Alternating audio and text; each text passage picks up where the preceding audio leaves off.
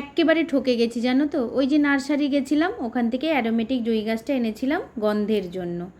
এতটুকু ফুলটার মধ্যে গন্ধ নেই, এই সাদা হয়ে ফুটে থাকবে, এটাই দেখে শান্তি। আর কি করব বলো। তো বৃষ্টির মধ্যে আনা হয়েছে জ্যান্ত ডিমালা কই।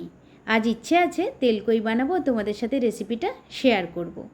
তো কেটে ধুয়ে পরিষ্কার করে মাছগুলো নুন হলুদ মাখিয়ে সর্ষের তেলে হালকাভাবে ভেজে নিলাম। ভেজে নেওয়ার পর এখানে মশলার জন্য নিয়ে নিয়েছি টমেটো, শুকনো লঙ্কা, আদা আর জিরে।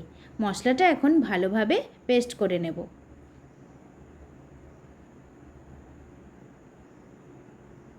পেস্ট করার পর কড়াইতে সর্ষের তেলে কালো জিরে ফোড়ন দিয়ে মশলাটা ভালোভাবে কষিয়ে নেব। আর হ্যাঁ, নুন হলুদ অবশ্যই দিতে তোমরা ভুলো না, আমি দিয়ে দিয়েছিলাম।